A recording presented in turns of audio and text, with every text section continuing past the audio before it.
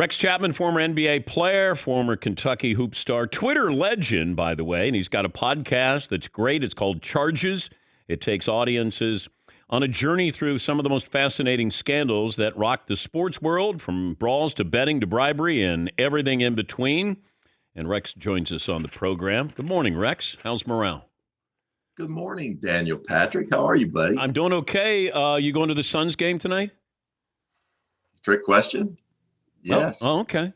Yes, I'm in Phoenix. I'm going to the Suns game. I'm trying to go through. I'm glad to see you've got on Jay Billis and Jim Jackson, because I was trying to go through the process, what thought process was going on in your mind, when you saw that the SCOTUS decision and you needed something like that.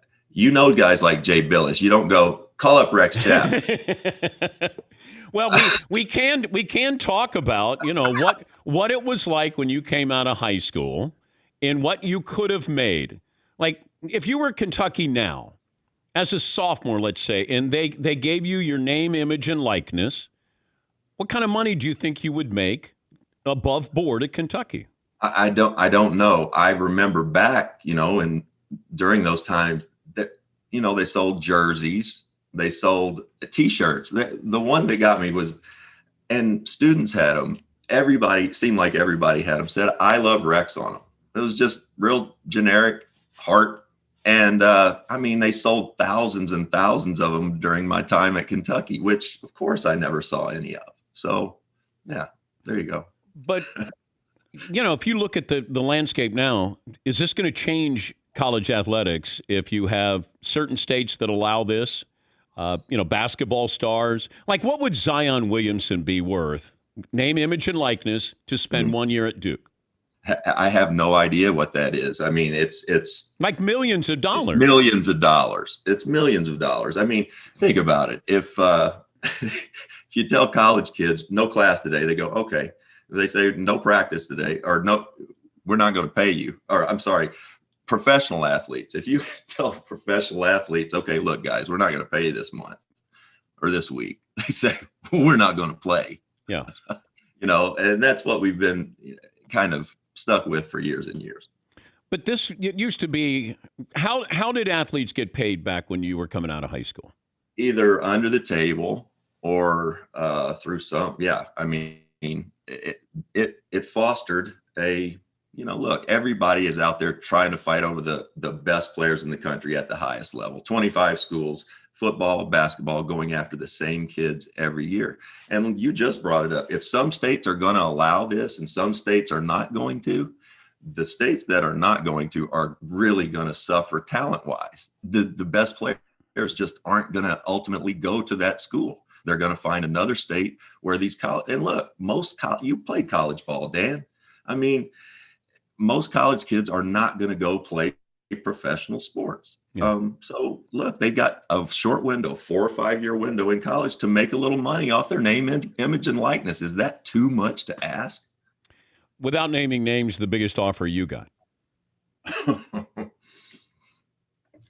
Oh man, I would say just a flat $500,000 in what do you call it, in escrow that I get when I get out. Which, think about that. That's insane. What? Well, you didn't have money growing up, and you could take care of your family right away with something like that. Well, of course. But, the argument I hear from people who've been anti-paying players in college forever is, well, I don't want an athlete driving around in an Escalade on campus. I don't really. Is that what you have a problem with? You don't seem to have a problem with Buffy and Mark over in the fraternity and sorority that are driving their dad's Escalade or their Mercedes. These are at least the guy, they earned this money with something they did. But how are you presented an offer like that? It wasn't through me. It wasn't to me. It was for sure through my through my parents or my coaches. Oh, wow. Okay. Yeah. Kids are too young. I hope kids are too young to have adults coming to them offering them, because you would have said yes, right? I don't know what I would have said. I know what I would have said. I would have immediately told my dad, told my mom, and see what they were going to say. So yeah, I mean, 16, 17-year-old kid, you have no idea what's going on in life, much less, big time college athletics. Help me understand Ben Simmons. If you're on the 76ers coaching staff, like you're Doc Rivers. So what does the off season constitute in relationship to Ben Simmons? I see a lot of hate going on out there with Ben. And look, I get it. He's playing professional sports. But again, he's very young. We didn't jump on Rajon Rondo when he couldn't shoot after, his shooting was an issue. He got better. Jason Kidd, he got better. We weren't expecting them to be great shoot. I remember Jason Kidd, and I compare Ben a lot with Jason. Ben's bigger, but they play very much the same.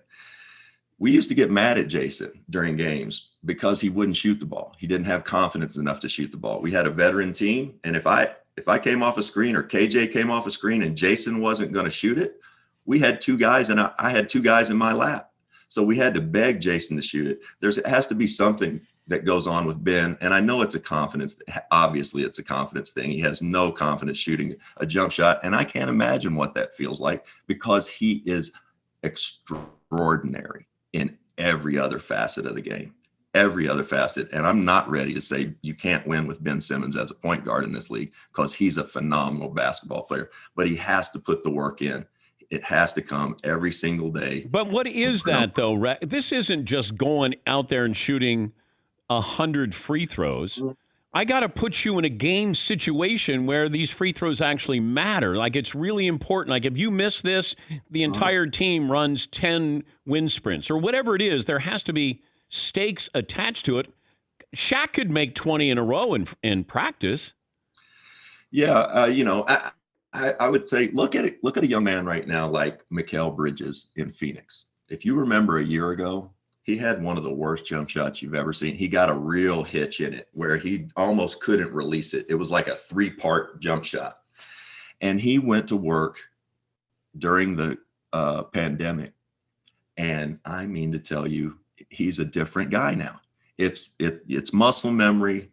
It's a commitment, though. It's a commitment to going in and not shooting 100 shots. It's shooting 500 shots a day and being committed to being a better shooter. The second he starts feeling a little bit of confidence, his whole world will change. And I still believe he's going to be able to shoot the basketball. I hope so anyway. I wonder if he can stay in Philadelphia, though, Rex. I don't know that. That ship may have sailed. Tough city. And look, it's not for everybody. I'm not sure that Ben and Joel are a great match. Yeah. So maybe it is time. Well, and McLovin just brought this up, that when Ben was the star when Joel Embiid was out, he put up like 42 points against Utah. He made 11 or 13 free throws there. It's there. I just don't know if that mental block is going to stay there. And that might be, you got it. Like Markelle Fultz couldn't stay in Philadelphia. He needed to get out. And Right. I don't know if you get Ben on a team that doesn't have great expectations, and then he can grow his confidence. Whereas Philadelphia, the bar's so high, they brought in Doc to win a championship. And, you got an MVP candidate in Embiid. You got Tobias Harris you're spending all that money on. Like, the stakes maybe are too high for him, and I think he needs to almost do a reset. That's okay. He can do that. I mean, there's going to be no shortage of teams that want Ben Simmons. He's one of the top, young players in the NBA. He's a physical freak of nature, fast, vision, all of that. When I watch him play, I do right now, I see a little bit of, I'm going to go back to Jason, but just it's his insecurity shooting the basketball. And when he's on the floor with, you said it, Tobias Harris and Seth Curry and guys who are snipers like that, you can almost see him catch the ball and be anxious to get the ball to them because he knows that's what they do best. So I think he's going through just growing pains as a young player and in one of the toughest sports cities in the country. He's Rex Chapman, former NBA player, Kentucky hoop star, and Twitter legend. His podcast is Charges. Who's been on Charges as of late? And you're looking at guys who've had troubled past. We've certainly talked about what yours has been, so it's full disclosure on your part. But who are some of the guests you've had recently? Oh man, recently, Chris Herron had Chris on, which was just a fantastic pod. I did one that's actually coming out today that I'm really excited about. As a guy that I don't know much about hockey, I thought hockey was a new sport in the South when ESPN came on in the 70s. Well, you're growing up in Kentucky. You weren't Exactly. I exposed thought, what is this? That and lacrosse. What is this? So I forget where was I? Oh, you got a hockey player that? I got Chris Knuckles Nyland. Just a fascinating story. And then coming out next week, I believe, we've got a two-parter with Stevie Jackson and Matt Barnes coming up. So we'll release half the smoke one week and the rest of the smoke week two. But that really is fascinating. I'm having so much fun with it. It's awesome getting to know these guys and letting them tell their stories in their own words. You know, Chris Herron's story, he was a high school legend in Boston, played for Jerry Tarkanian. And then, when we've had him on, he's scoring drugs in warm-ups. Yeah. When he was playing for the Celtics, he was scoring oxy while wearing his uniform, his warm-ups. Yeah. Yeah. The funny thing, not funny, but the thing with Chris Herron and spoke with Knuckles Nyland, all three of us, to a person, document 1999 and 2000 as the jumping off point for just going down the toilet with our lives, which was when we were all three introduced to OxyContin. And it was a monster that we just could, we're three of those people that really get along well with painkillers. It makes us feel extraordinarily good. And it started years for all three of us of addiction and real problems. So I'm just thrilled that these guys are able to come on and tell their stories and that they've lived through to see the other side. But the fact that he's out there, I mean, you really need to score. Oh, you do. And Dan, I can't even tell you what that's like. There comes a point where you're so dependent on that physiologically. I mean, you start feeling it. You start feeling sick. And the only thing you can think about is getting that pill and putting it in your mouth and getting it into your system. And I would just chew them up just to get them into my bloodstream. They taste like crap, but just to get them into my bloodstream quicker. And nothing is more important. Think about that. He was out minutes to go before starting lineups. And he's standing on the corner up there at the Garden waiting for his oxy dealer. It's madness. It's insane thinking, but that's where we were at the time. I got Jim Jackson on next hour. Oh, he's the best. Jimmy Jackson, just to say, if I forget, was an unbelievable basketball player. He gave me fits. Might be a better analyst. He's an unbelievable basketball analyst. And he puts you on lockdown occasionally? Oh, did he? I think he gave me 50 one night. I was coming back from a thumb injury, and they went at me. He was in Dallas, and I think you have to ask him about it, but I think he gave me 50 once.